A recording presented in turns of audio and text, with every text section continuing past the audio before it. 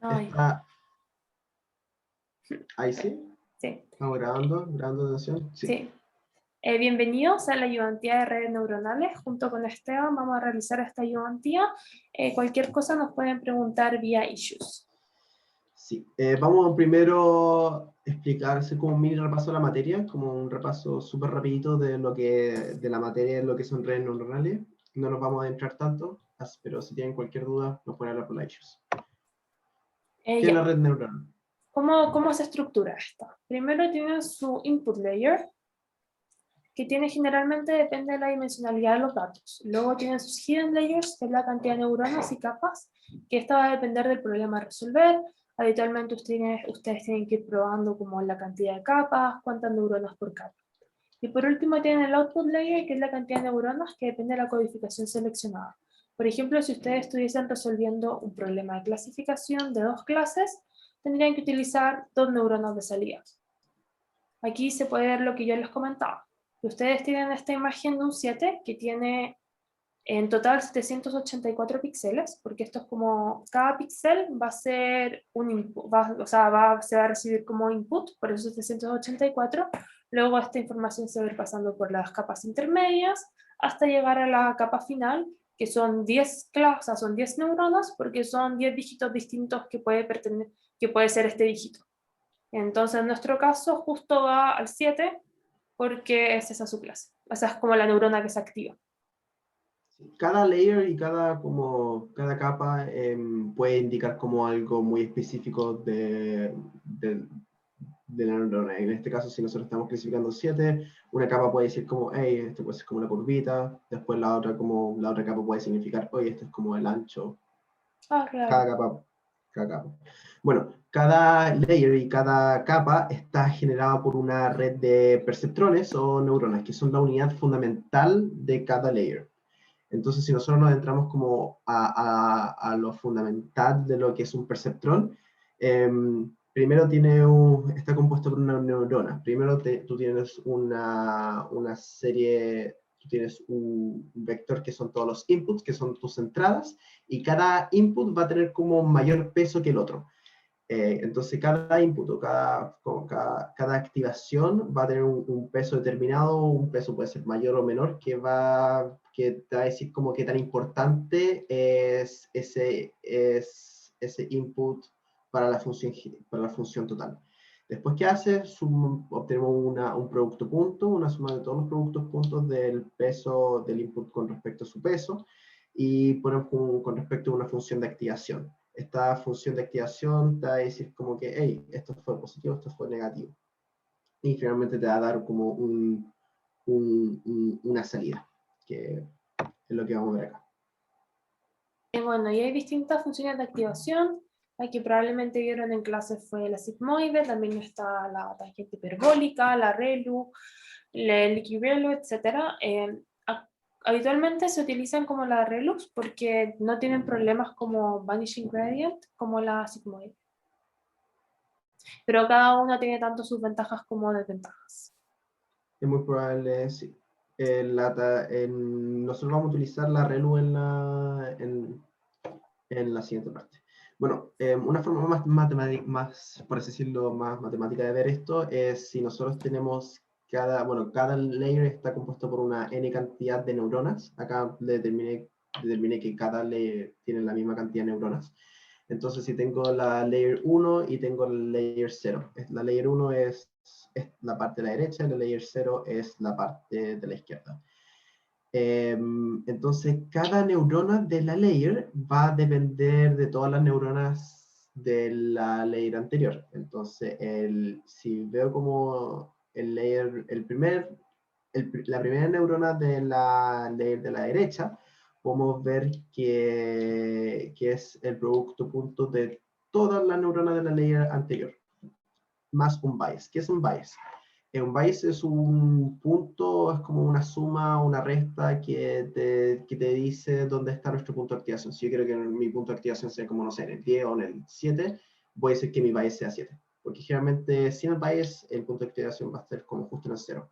Básicamente te suma o te resta el lugar hacia donde quieres que sea tu punto de activación.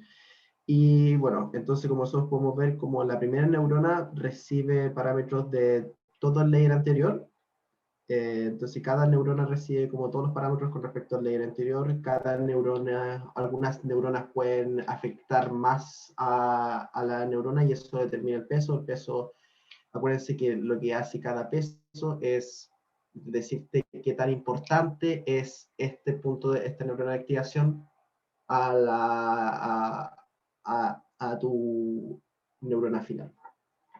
Entonces después nosotros podemos agrupar esto en una matriz y lo que hace el computador es computar, computar principalmente la red de pesos, la matriz de pesos y el vector de biases.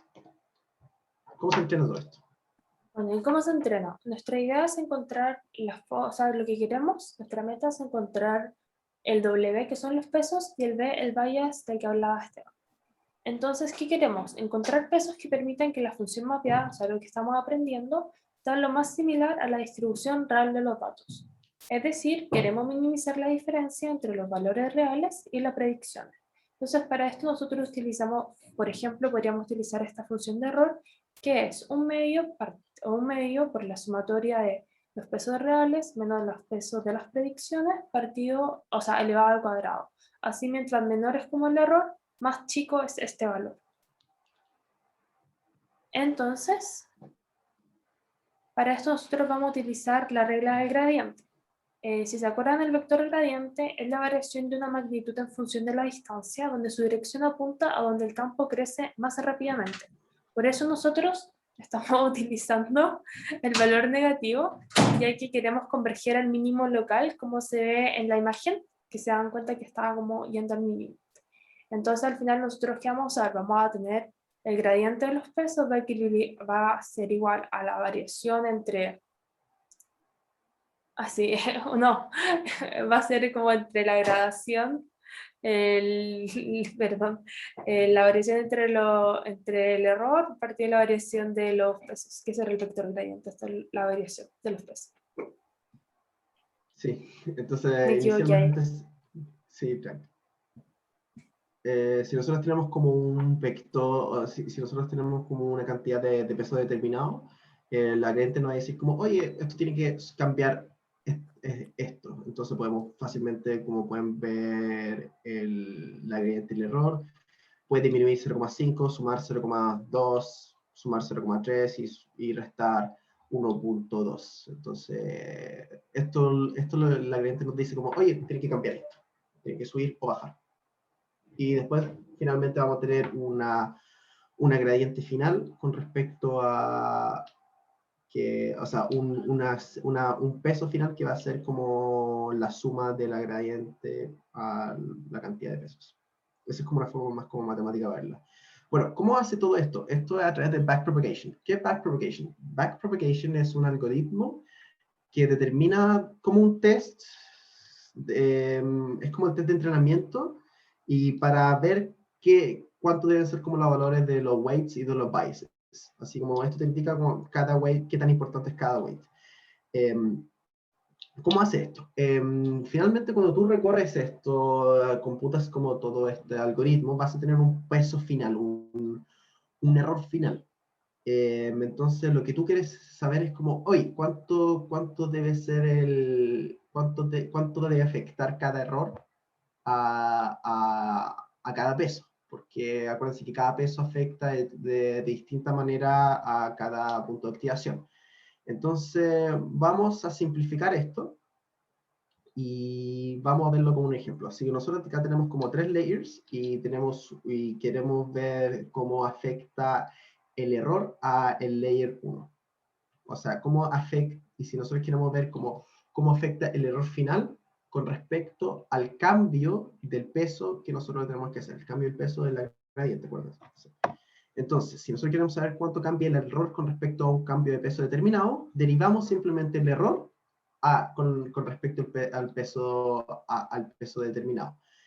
Entonces, ¿cómo hacemos esto? Esto lo hacemos por regla de la cadena. ¿Y qué hacemos? Multiplicamos y por regla de la cadena nos damos cuenta que es simplemente multiplicar el gradiente local, que es como el error, cuánto es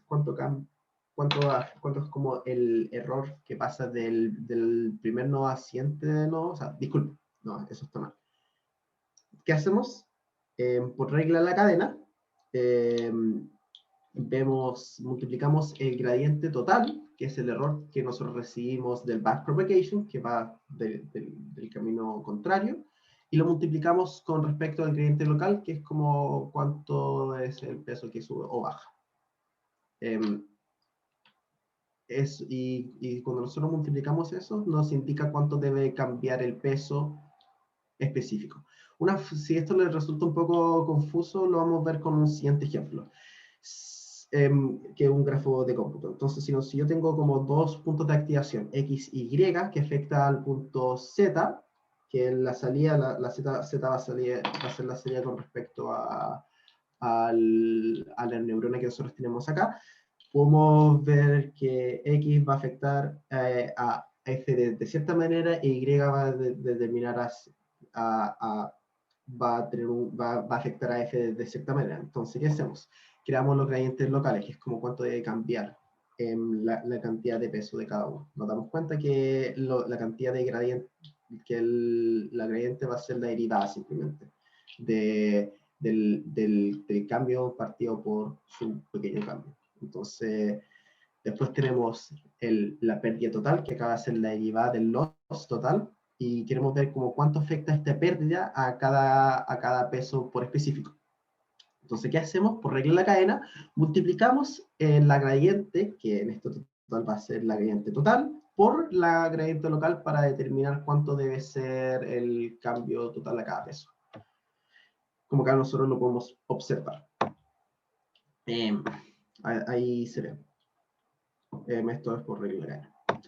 Entonces, si nosotros queremos entender como otro ejemplo, lo podemos obtener con el forward pass. Por ejemplo, si nosotros tenemos tenemos dos puntos de activación, o sea, mientras tengo pesos con distintas entradas y puntos de activación, el forward pass va a ser como la función de activación final, o sea, cuánto va a ser el valor final con respecto a las entradas. Entonces, acá nosotros tenemos una entrada, lo multiplicamos, después lo sumamos para obtener el producto de punto y después lo metemos a la función de activación. Ese va a ser el forward pass. Y finalmente nos va a dar un punto final que va a ser de 0,75. Ahora, acuérdense, lo que hace backpropagation es sumar como la pérdida total y lo multiplicamos por la gradiente final, por la gradiente específica de cada valor. Entonces, ¿qué hacemos en este caso? Tenemos que ver cómo afecta, queremos ver cuánto cambia cada W con respecto al peso total. Ya, si nos vamos por partes, siento que va a ser un poco confuso, entonces veámoslos como total. El cambio total, o por así decirlo, el gradiente local es 0,73, porque eso es como el gradiente que te indica la función de activación. Sin embargo, acá tenemos el cambio, que va a ser el cambio total, que va a ser la derivada de la función de activación. Entonces, para lo que hace el backpropagation simplemente es multiplicar la derivada de la función sigmoide por el gradiente local, que es 0,73, y esto te dice 0,2. Esto te indica, este 0,2 te dice como, hey, esta es la función, esto es cuánto tiene que cambiar, este es el error total. Ahora vamos a pasar a los siguientes puntos de activación. Ahora vamos a pasar a ver, ahora tenemos que multiplicar este error por las gradientes de cada peso. Y eso es exactamente lo que hacemos. Acuérdense, es gradiente local por gradiente por el error total. Acá, como observamos, multiplica el gradiente por su error y lo hace para cada parte. Entonces, forward pass es toda la matemática que hace para calcular el valor de activación, y el backward pass es cuánto debe cambiar cada parte en específico. Bueno, y así viene la duda de cómo se entrena el perceptrón. Primero ustedes tienen que inicializar los pesos W sub i con un valor pequeño aleatorio. Luego se inicializan los gradientes W sub i a 0. Luego para cada instancia en el set de entrenamiento, el perceptrón la recibe, o sea, la recibe como input y obtiene como su salida el output, lo que convendría ser el forward pass, lo que vieron con Esteban. Luego para cada peso se calcula el gradiente y se guarda su acumulador, que es el backward pass que ya vieron, y esto se va a realizar para cada instancia. Luego se actualizan los valores de cada peso si el WI nuevo, o sea, el peso nuevo va a corresponder al viejo más esta diferencia que se guardó. Bueno, entonces tenemos dos métodos, el batch mode y el incremental mode. A continuación vamos a ver las diferencias. Para el batch mode lo que ustedes hacen es calcular el error y los pesos para un bloque de instancias, tal vez pueden ser todas, y actualizan los pesos simultáneamente, como pueden ver en la diapositiva. En cambio, para el incremental node, ustedes lo que hacen es calcular el error y actualizar los pesos para cada instancia. Entonces así, antes de pasar a la siguiente instancia, ustedes actualizan los pesos de esa instancia, de la anterior. Y eso sería, entonces, a continuación nosotros vamos a pasar a ver los ejemplos. Sí, eso. Eso. Lo vamos a ver ahora con Keras y Python. Pasamos al siguiente Eso. módulo. Muchas gracias. Hola, bienvenidos. Ahora vamos a ver el código que tenemos tanto en PyTorch como en Keras sobre un problema de clasificación.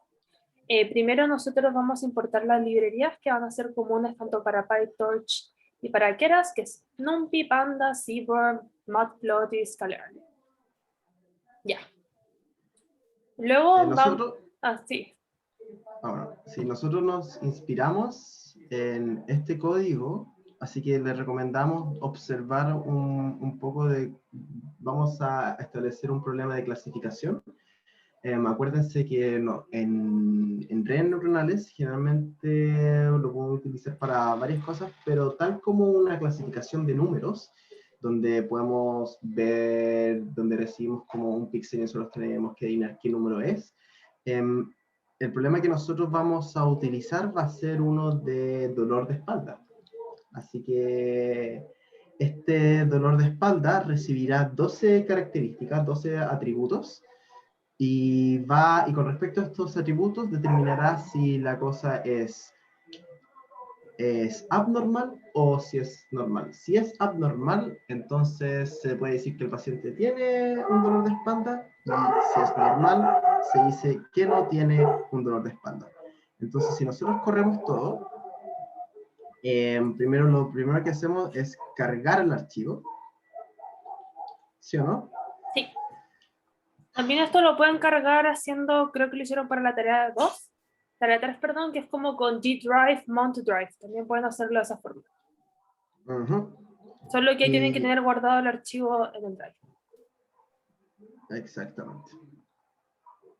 Esta es otra opción.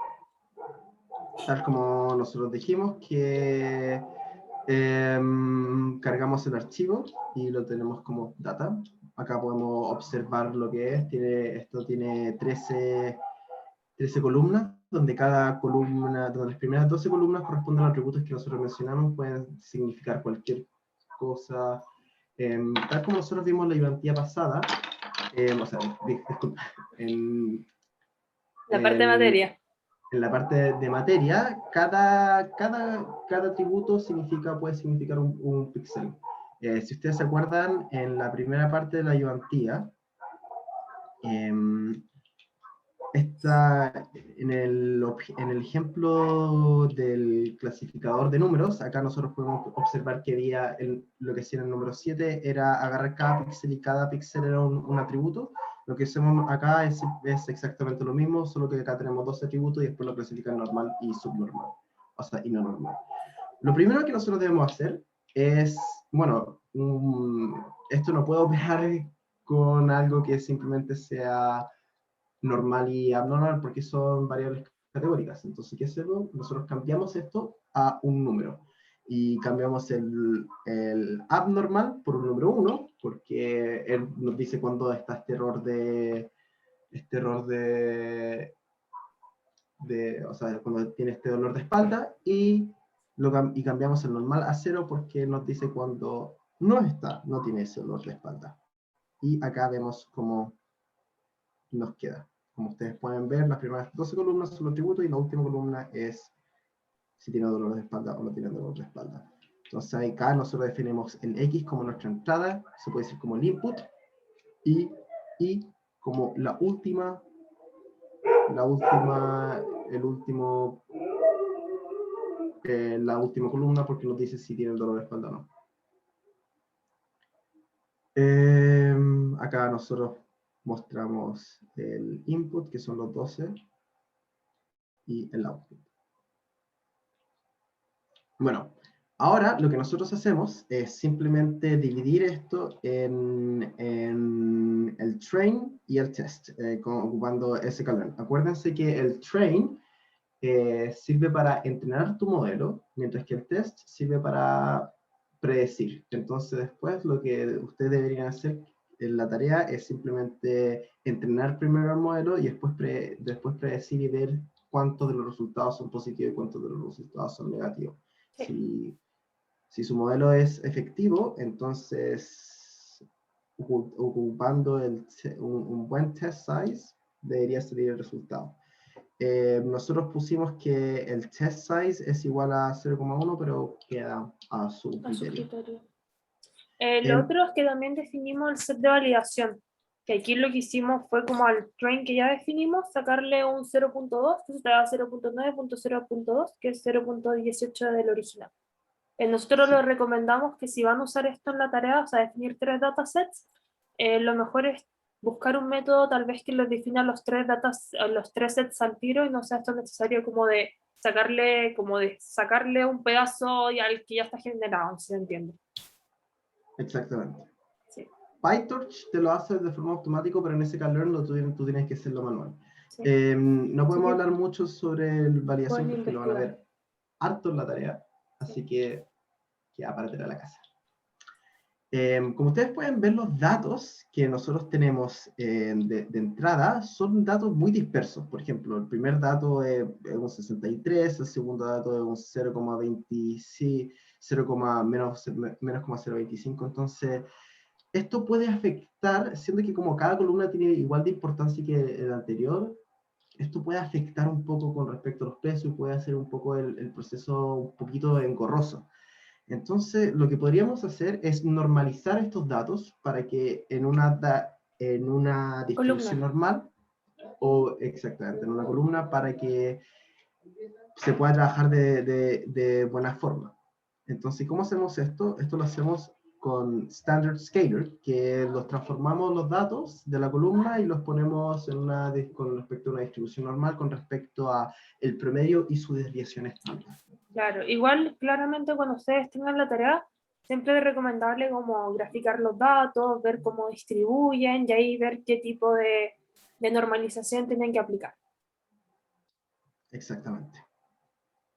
Entonces, finalmente, nosotros cuando vemos el shape, podemos observar que el shape tiene del entrenador, o sea, disculpa, del test del entrenamiento, tiene un tamaño de 12, porque son 12 entradas, son las 12 variables que ustedes quieren evaluar, y tiene un tamaño de 223 comparado a los 309 que son de test, o sea, que son en total. Y del train, la Y, los resultados de entrenamiento deben ser igual, el mismo tamaño, pero solo tiene una columna, porque son los resultados, son 0, 1, 0, 1. Es importante creo que esto es importante decirlo, que cuando ustedes entrenen, pongan random state, porque como algunos archivos que se pueden descargar en Kaggle vienen como ordenados. Entonces, sí. imagínate que ustedes solo como entrenen los valores que solo dan un resultado positivo, como que no va a servir mucho el modelamiento. Claro. Así que ojo con eso. Eso para se que lo nos puede muestre. pasar. Entonces ahora partimos con PyTorch y primero vamos a importar importar las librerías que van a necesitar para esto. Vamos a definir el device, que va a ser si van a montarlo en GPU o CPU. CUDA significa GPU y acá van a runtime, change runtime y ahí pueden acceder a la GPU que les ofrece Colab. Igual, yo les diría que en estas tareas puede ser que el uso de GPU va a ser más rápido su tarea, pero tal vez no es tan necesario. En caso de a futuro, si van a correr algo con GPU, Colab les da como un periodo máximo de uso, entonces ahí los pueden como echar de la GPU y en caso de que lo llegase a echar, siempre es recomendable ir guardando como el modelo, como los parámetros del modelo, pero más que nada eso es cuando ya tienen como modelos más grandes que en verdad requieren 10 horas, 15 horas de entrenamiento y probablemente en la tarea no requieran de eso. Pero igual si quieren usar Exactamente. CUDA, aquí sale con. Ya, entonces luego vamos a definir las épocas, que en este caso va a ser 15, esto lo definimos nosotros. Claramente ahí en la tarea ustedes tienen que ir probando como estas variables. Batch size 32, o sea, esto quiere decir que en nuestros datos lo estamos separando como en batches, como en tamaños de 32, y 15 veces vamos a ir pasando todos los datos, por así decirlo. Y el learning rate nosotros lo definimos como 0.01. Ya, Exactamente. Recordad que las épocas son las veces cuántas veces tú lo entrenas, eso es fundamental. sí. Y luego, Eh, Dale, ah, Sara. luego definimos la clase Simple Dataset, que nos permite como cargar los datos a nuestro modelo. Esto PyTorch te lo pide. Entonces va a recibir Xdata y data. Xdata va a ser como nuestro input, que en este caso es nuestra matriz de características, y el iData van a ser nuestros labels. Y ojo que en estas clases siempre tienen que redefinir los métodos getItem y len.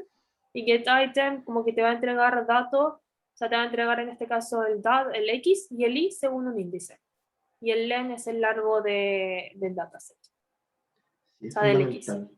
Sí, La razón por qué esto es así es porque PyTorch funciona de mejor manera si los datos están como adjuntados con una especie de clase. Entonces es fundamental que ustedes pongan estos métodos. sí, además, Aunque... ¿Mm? claro. No, y además que ahora después vamos a definir un loader, que el loader recibe la clase. Y con el loader ustedes van a ir iterando sobre los batches. Entonces, como que Exactamente. necesitan esto porque si no, probablemente les van a salir muchos errores Sí, y queremos que eviten. confío. Entonces acá como dijimos como que nosotros lo que hacemos es el data loader. El data loader. Ponemos, para el train ponemos shuffle true para que la cosa sea como aleatoriamente, pero para el value loader, para el punto de variación no lo pusimos exactamente. Recuerden que el método recorrerá una epochs cantidad de veces de épocas.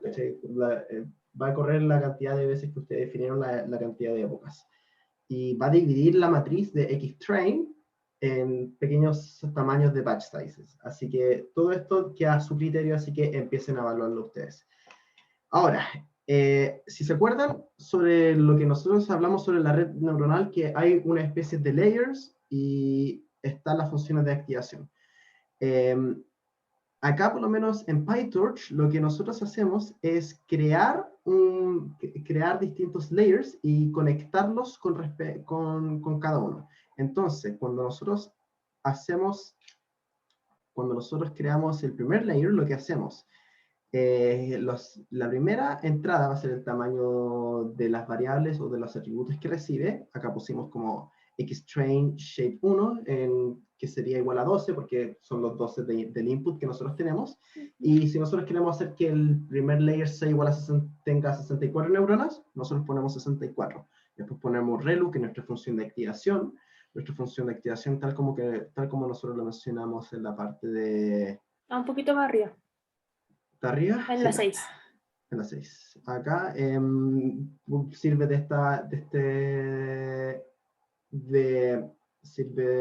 disculpe, de esta función. Sin embargo, porque se asocia a nuestro problema, la función de activación, ustedes lo tienen que evaluar con respecto a cada problema que ustedes los haga. Quizás en la tarea no sea un problema de clasificación, así que vean bien qué función de activación ustedes apliquen. Sí, pero esa es para la última capa. Como Sí, sí, las intermedias pueden usar, no te depende tanto del problema. sí. Sí. Ahí vamos a explicar lo que corresponde a la última capa, porque Sí. ahí vamos a explicarlo. Pero sí, tiene razón, Sara. Gracias. Y ahí pueden Eh, por ejemplo, en la clase probablemente hubiera Sigmoid, en vez de Relu podrían poner Sigmoid si quieren. sí. Bueno, acá es fundamental, acá solo nosotros creamos dos layers, uno de 64, así que asegúrense que estén bien conectados, y el otro de 28. Sí. Conéctenlo bien y eso. Ustedes pensarán, hey, pero ¿por qué acá hay una salida de 2? Siendo como que la salida solo puede ser 1 o 0. El problema es que la salida no es 1 o 0. 1 o 0 son los posibles clasificaciones, son los posibles resultados que puede dar. ¿A qué se refiere esto? ¿Se acuerdan como en el problema de que mostramos del 7, como que dependiendo, bueno, en este ejemplo, que dependiendo de lo que te dan, te clasifica el número con respecto a un determinado, te lo puede clasificar en 10 posibles números, en el 0, 1, 2, 3, 4, 5, 6, 7, 8, 9. Bueno, es porque acá hay 10 posibles clases de resultados. En nuestro ejemplo hay solo dos posibles clases de resultados, el 1 o el 0. Entonces, ¿qué es lo que hace el modelo? Lo que hace el modelo es, te da una especie de probabilidad. Entonces te puede decir como, o sea, es que con respecto al primer input nos da un 5% de posibilidad de que pueda pertenecer al 0 y un 80% de posibilidad de probabilidad de que pueda pertenecer al 1. Entonces, ¿qué hace el modelo? Escoge entre el 0 o el 1. Y te dice, este pertenece al 1, este pertenece al 0. Entonces, por eso por eso es de tamaño 2 la salida y no es de tamaño 1, porque corresponde a dos grupos. Si tuvieran como otro grupo, si hubiera como otra variable que corresponde a, no sé, en vez de parcialmente enfermo o no sé, que tiene otra enfermedad, tendríamos que agregar otra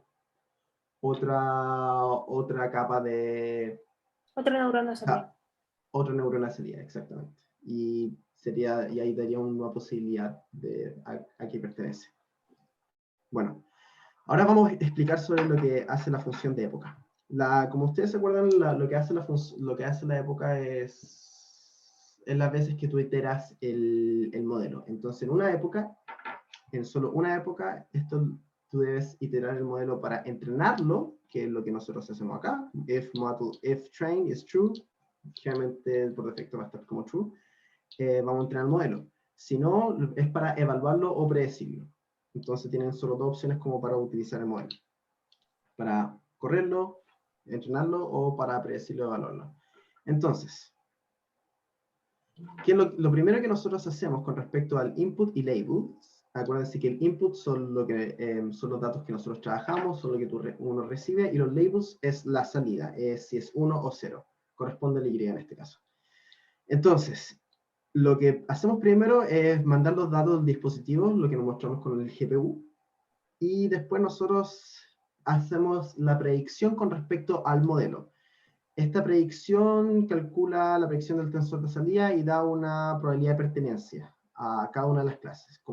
Tal como nosotros dijimos anteriormente, puede pertenecer al 1 o al 0, entonces te dice, oye, el modelo con respecto al primer input me da un 80% de posibilidad que pertenezca al 0. Entonces va a escoger ese porque el 80% es muy grande. Entonces va a decir como, este modelo corresponde al 0.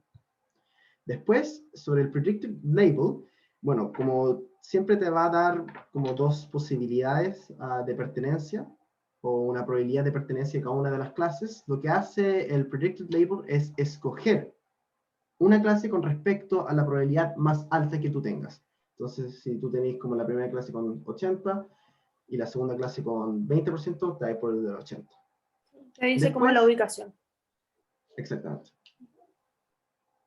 Después, tú tienes el optimizer, que es zero gradient, que lo que hace es que establece el gradiente inicial. Acuérdense que el gradiente es básicamente, sirve para reducir el error, entonces te dice cuánto tiene que cambiar el peso objetivo. Entonces, y loss es la pérdida total. Acuérdense que como para cada nodo, tú vas a tener como una especie de pérdida total, y lo que hace el backpropagation es mandarlo de vuelta para que diga que cuánto esta pérdida debe afectar a cada peso, y el backpropagation lo que hace con respecto, viendo al cambio que tiene de cada gradiente, te dice, hey, este necesita tener un cambio mayor, este necesita tener un cambio menor. Acuérdense eso del backpropagation. Eso, entonces eso lo hace con respecto al loss, al loss final, que es la pérdida. Después la accuracy es el accuracy. Sí, no, y el accuracy, acá nosotros lo definimos. Esto es importante porque probablemente en la tarea tengan que usar otras métricas como MCE o, por ejemplo, y ahí ustedes van a tener que ver cómo se calculan esas métricas.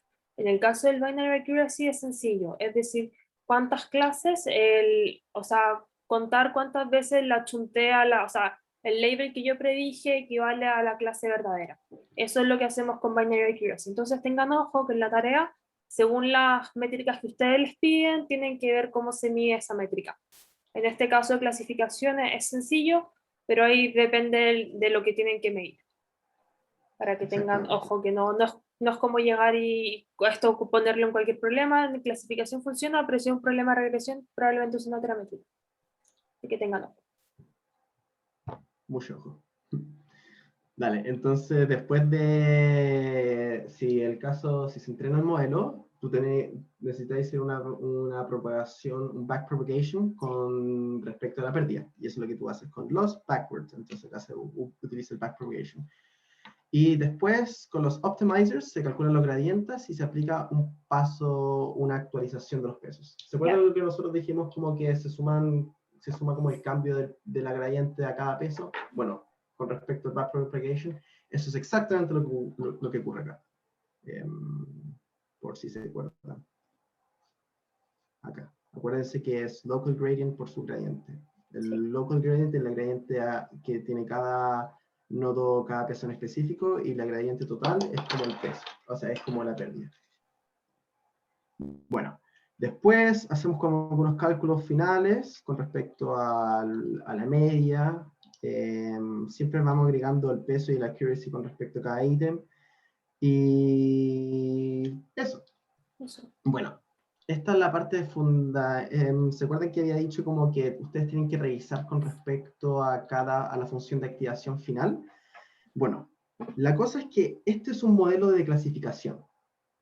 No todos los modelos de redes neuronales sirven de clasificación. Hay otros modelos que sirven para predecir, para recomendar. Sí. Exactamente. Entonces tú no puedes como clasificarlo en tipos de subsets. Sí, entonces disculpa. Sí, entonces lo que nosotros ocupamos es la función de pérdida de cross-loss entropy, que actúa simplemente sobre la última capa. Lo que hace, esto es una mezcla de logsoft max y una pérdida de nloss. Pueden obtener información, y es fundamental que ustedes, dependiendo el problema que les pregunten las tareas, ustedes sepan escoger qué tipo de función de pérdida final deben utilizar. Sí. Ahí tal vez podrías ir a lo de más información para revisarlo. Sí, para que tengan ojo, porque no en cualquier problema pueden aplicar cualquier pérdida. Por ejemplo, acá te dice explícitamente que es útil para problemas de clasificación con C-clases. Y abajo también te va a explicar como qué espera de input y qué espera de output, para que ustedes sepan bien qué es lo que va a esperar esta función. Ahí. Les dice input, output, para que después sepan como qué dimensiones tiene que tener el input y qué dimensiones tiene que tener el output. Y si van después a torch.nm, ahí pueden ver todas las pérdidas que hay y pueden echarle un ojo como para qué sirven, cómo se calculan, qué quiere de input, qué quiere de output, etc. Acá hay algunas como redes de activación no lineales que lo hacen con el weighted sum, CELU. Sí, Acá están también, otros, softmax, logsoftmax. Bueno, la razón por qué nosotros utilizamos cross entropy loss en esta cosa es porque el resultado final del peso nos va a dar un peso determinado, ¿cachai? Como al final de hacer toda la red neuronal nos va a dar como un valor para cada, para cada, como, para cada no, clase. claro, Entonces, lo que hace la función logsoftmax, primero es calcular una probabilidad con respecto al valor que nos entrega, como ustedes pueden ver acá. Y después, con el loss, nosotros clasificamos este resultado con respecto a cada parte y calculamos la pérdida final que tiene cada clasificación. claro. Y acá también se entiende por qué nosotros utilizamos como el argmax, porque al final acá en este ejemplo, ¿cuál es el que tiene la probabilidad más grande? El 0.75775. Entonces ahí el argmax te dice que sería la primera clase que está. Por si alguien tenía dudas sobre el argmax. Exactamente. Por ejemplo, acá hay una perro, sorry. Hay un perro, hay una foto de un perro y clasifica esto con la foto con la clase del perro porque es la... La que tiene la probabilidad más alta. Exactamente. Entonces, ¿qué hacemos? Finalmente lo mandamos al device para que lo compute con el GPU, después imprimimos la secuencia, como acá pueden verlo, y corremos el programa. Para que no se escuche el perro. Se escucha un poquito, pero ahora lo mismo. Ya, acá es importante que ustedes se dan cuenta, van guardando, la idea es que vayan guardando como en diccionarios listas, como el accuracy y el loss para poder graficarlos. Aquí les dejamos como, aquí primero se dan cuenta que estamos calculando solo el loss y el accuracy del training. Y abajo en esa línea verde la idea es que ustedes probablemente en la tarea van a tener que también medirlo como en cada época, cómo va el set de validación. Y ahí, ojo, que tienen que poner, no tienen que propagar gradiente cuando estén midiendo con validación para que no entrenen con validación. Entonces ahí, como pista, el strain debería ser falso cuando lo hagan con el set de validación. Exactamente. Entonces, como ustedes pueden ver acá, ahí, me estoy adelantando un poco. Sí. El loss debería disminuir. Después de cada época, como que la red neuronal se está entrenando constantemente, por lo tanto que va disminuyendo su valor de pérdida y su accuracy debería aumentar. Entonces, si nosotros graficamos esto, podemos ver cómo va. Claro, En y la la, tarea, no, bueno, y la idea es que también, como yo les dije, que hubiesen también guardado la accuracy y el loss del validation, para en estos mismos gráficos, por el accuracy que te apareciera el train y te apareciera también la línea de validación para que ustedes puedan ver si hay overfitting, cómo se están comportando los mismos. Pero eso ya es para que ustedes lo puedan desarrollar. Pero no es muy en la tarea, complejo. exactamente. Pueden usar esto como esqueleto. Sí. Acá está, porque como ustedes pueden ver, el accuracy siempre va a aumentar porque se está sobreentrenando con el intento, como que funciona como una especie de exponencial, como que llega hasta cierto punto. Nunca va a ser igual al 100% porque la vida no es perfecta. Bueno, y ahí, como dato freak, igual les puede pasar ahí en el accuracy, no sé, que le está yendo súper bien en train, pero te está yendo súper mal en validation. Y ahí tú puedes decir, hoy puede haber overfitting, ¿cachai? Así que para que pongan validación y hagan su análisis. Sí. Bueno, finalmente nosotros queremos analizar como nuestros principales objetos. Nuestros resultados. Sara, ¿qué significa el squeeze? ¿Squeeze? Sí. Ah, ya, es que muchas veces van a ver que puede ser que tienen problemas de dimensiones. Entonces, PyTorch ofrece los métodos que son squeeze y unsqueeze.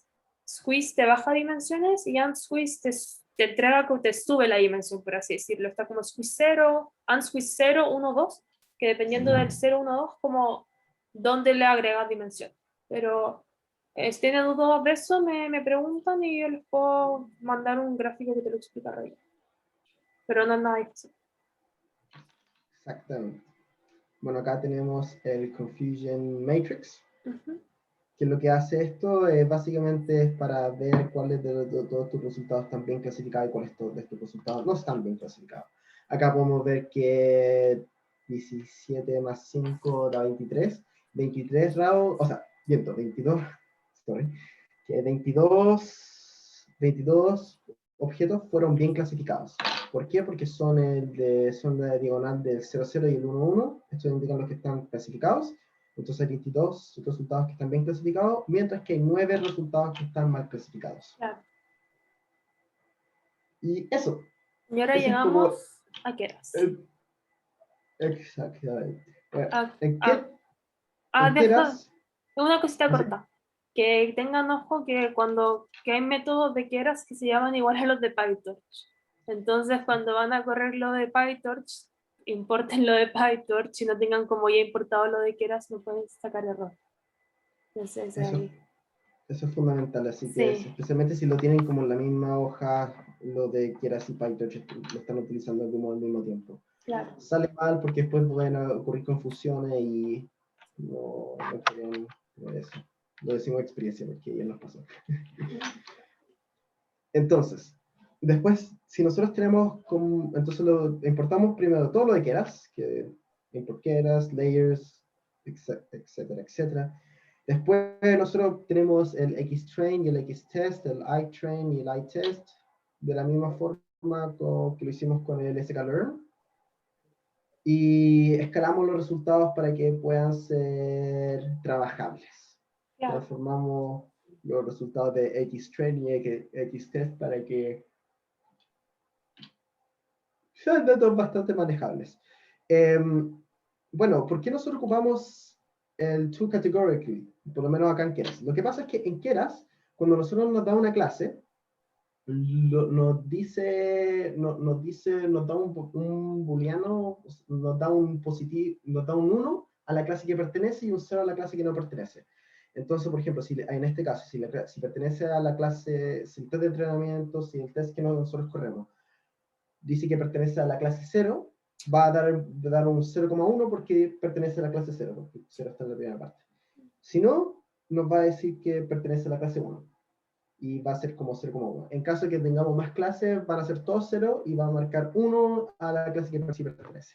En cambio, en PyTorch, esto se debe porque nosotros tenemos una función de pérdida y como que la función de pérdida que se trabaja de manera más directa en PyTorch requiere de que el número sea como el número simple como tal. Sí, ahí ustedes tienen que ver como tanto en Keras como en PyTorch, ver la documentación de la función de pérdida que están viendo y ver cómo espera que recibir las clases. Eso. Exactamente. Para que tengan eso en consideración antes de cómo llegar y programar, revisen cómo tiene que ser el input, cómo tiene que ser el output, porque si no probablemente van debugueando error tras error. Sí, sale un poquito extraño eso. Uh-huh. Bueno, después de eso definimos la estructura de la red neuronal y agregamos los layers, los siguientes layers para cada parte. El primer layer nosotros decimos que tiene 68, o sea, 64 neuronas, mientras que el siguiente tiene 28 y el de final tiene 2. Como ustedes pueden ver, las funciones de activación de los hidden layers son relus y la última función de activación es softmax. ¿Por qué? Por lo que nosotros definimos anteriormente. Sí. Y lo otro que tengan acá, si se dan cuenta que quiero hacer un poquito más sencillo, porque no tienen que preocuparse como ya en las capas intermedias como de poner el tamaño del input, como que lo calcula automáticamente a diferencia de PyTorch. Exactamente. Sí. Bueno, trabajamos finalmente con la generación de trabajo, la generación del grafo de cómputo. Ponemos nuestro modelo que es MLP, que nosotros lo definimos acá, y lo ponemos a compilar y lo corremos. Acuérdense que nosotros queremos siempre guardar nuestros resultados, entonces creamos el diccionario de history para guardar esto. Sí. Lo corremos, acuérdense que nosotros pusimos ytrain cat, xtrain, tal como nosotros lo dijimos, definimos 15 epochs y un batch size de 32. Y lo corremos de la misma forma. Como ustedes pueden ver, acá el loss siempre va a estar como dice, disminuyendo lentamente y la accuracy supuestamente va a estar aumentando. Sí, ¿puedo subir un poquito el código para mencionar una cosa? Que acá tengan, o sea, una cosa importante es que quieras, aparte de accuracy, también te da otras métricas. Entonces podría poner, por ejemplo, MCE o buscar qué otras métricas tiene en caso de que en la tarea no les pidan accuracy. Y el otro tema es que en el mlp.fit, para que investiguen, hay otro parámetro que te es como validation-split, que te permite hacer como, o sea, reservar una proporción para validación de datos sin necesidad como de haber hecho antes, de haber definido antes como el X validation. No sé si me entendió. Así que para que lo revisen para la tarea, para el MLP Fit, ahí pueden agregar ese parámetro. Exactamente. Así que, go. Para que investiguen. Investiguen. Bueno, después accedemos al output del feed, agregamos la historia, acá están todas las pérdidas con respecto a lo que se estuvo revisando.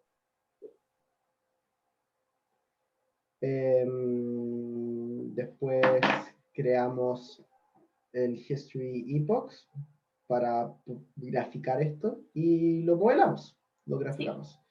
Sí. Recuerden de la misma forma, grafiquen también el post de validation, no lo podemos mostrar porque es como parte de la tarea, así que ya para la tarea de la casa, jaja.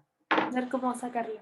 Ah, y lo otro, y también hay un método de Keras que es .evaluate, que eso ya para que lo investiguen. Que no, sí, no podemos mostrar todo. Así pero evaluate es algo de pana que les va a salvar la vida. Suena como dramático. No puedo decir por qué. No, no entonces, puedo decir por qué es importante, pero es importante. Ahí van están los ploteos. Ah, pero no muestre eso, ¿o no? No, sí. Ay, así da lo mismo. Sí, el ploteo con respecto a la accuracy, como ustedes pueden ver, está aumentando y el loss debería estar disminuyendo. Bueno, y la línea pasada era que está el método predict que te hace las predicciones, no era nada terrible, que eso no era nada en verdad, era para predecir. Sí. Así que eso, pues chicos, todavía les recomendamos que busquen como, no está todo, o sea, faltan ver métodos, agregar parámetros para que puedan hacer su tarea. No está como, hay que hacer un par de cosas. Exactamente. Así que... Sí, después, bueno, predecimos, acá están los valores que salieron del test value, los reales, acá están los que se predijo. Igual de la misma forma se cachan cuáles son los malos. 6 más 16, ¿cuánto es? 22. Ah, caché que le chuntó casi lo mismo. O sea, como el mismo, pero solo como la metí estuvo intercambiada. Bueno, ustedes tienen que ver cuál utilizan, si utilizan Keras o si ustedes utilizan PyTorch. Yo en lo personal me gusta más PyTorch porque como que lo puedes manejar de mejor manera, entender más visualmente, podéis como ver como el código duro, ver cómo funciona la función, la red neuronal, pero lo dejamos a su criterio. Claro, así que eso, cualquier duda que tengan nos hablan por las issues y mucho éxito.